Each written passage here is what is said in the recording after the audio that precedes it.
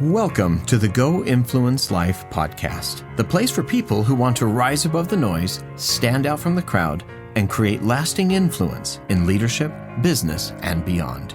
I'm your host, Christian Hansen. I'm the best-selling author of the LinkedIn Top 10 ranked book, The Influence Mindset, the art and science of getting people to choose you. Together, we're going to dive into inspiration, motivation, and application for success and influence.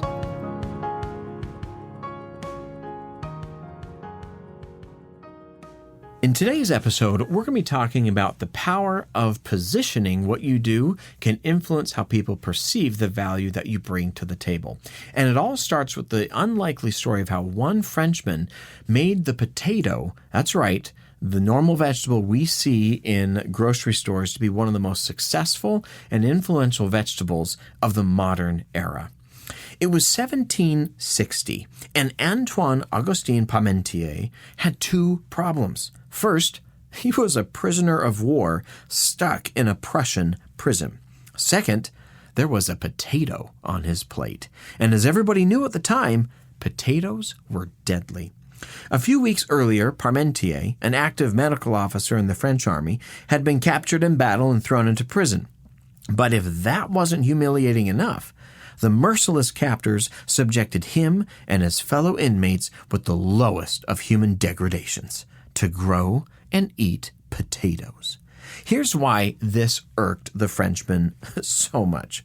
Though the potato had been brought over from the Spanish New World in the 16th century, in continental Europe, it was considered feed for animals and the last resort of food for the poor. And when you associate something with filthy animals and the destitute, rumors spread. It was widely believed throughout France that potatoes were the cause of disease and leprosy. That's why over 10 years earlier, in 1748, potatoes were officially banned by the government. That's right, the French fried any chance of the potato's success. Which brings us to Parmentier in prison. Though at first insulted, the Prussians had forced him to eat the suspicious spud. Over the course of several years, he realized, hey, I'm not dead. Maybe potatoes aren't poisonous at all. In fact, they taste quite good and are really easy to grow. When he was released sometime around 1763, he headed to Paris and over the next decade began a charm offensive, evangelizing the nutritious benefits of his favorite taters. He wrote articles, entered contests, and even hosted parties with the elites and foreign dignitaries like the famous American Ben Franklin, all featuring potatoes as the central dish. But still, the French public weren't buying it, and so Parmentier tried another idea: influencing perception. Here's what he did.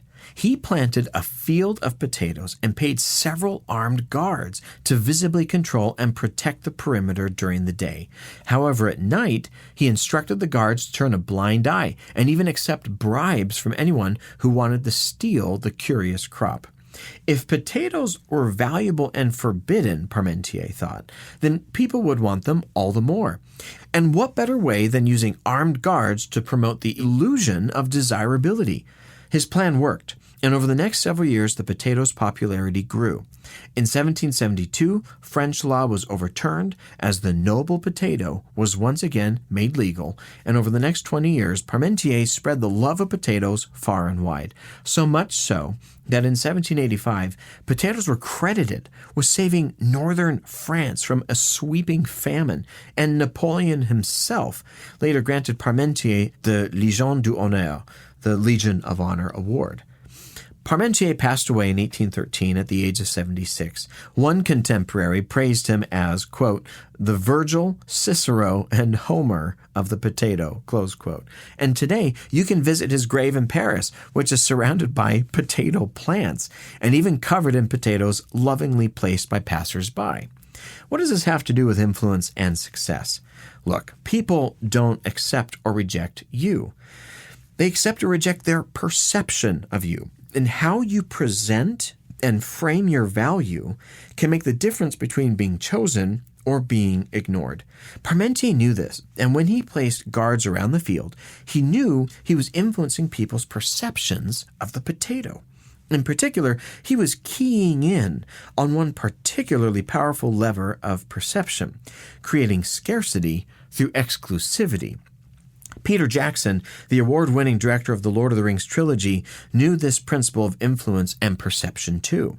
In 1995, he and Fran Walsh had the crazy idea of bringing J.R.R. Tolkien's legendary series to life, not just in a film, but in 3 films. The only problem was, what studio would be crazy enough to fund 3 films of a fantasy epic halfway around the world in New Zealand?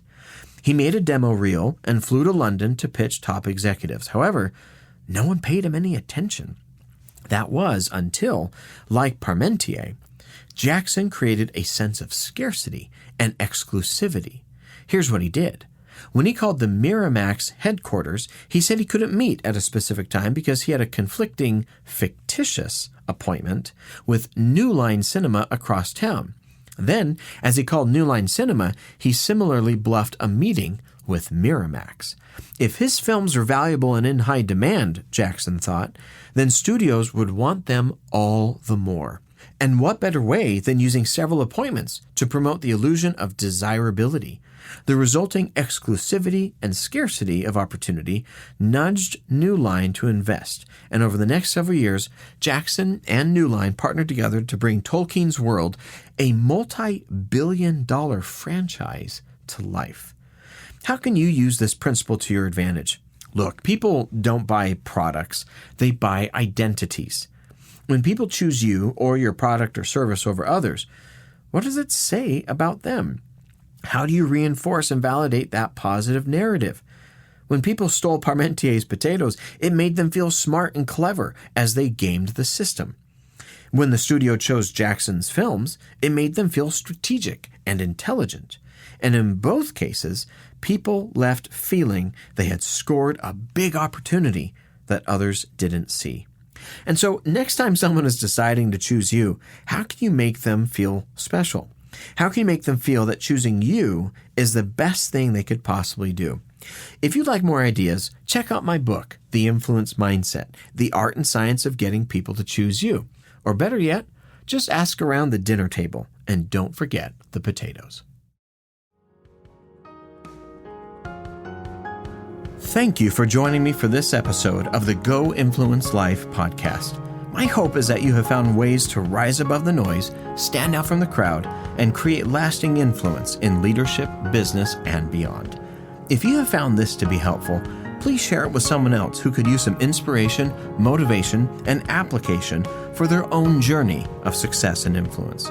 Remember, abundance of opportunity never comes from scarcity of thought, and success isn't about being outstanding, it's about standing out.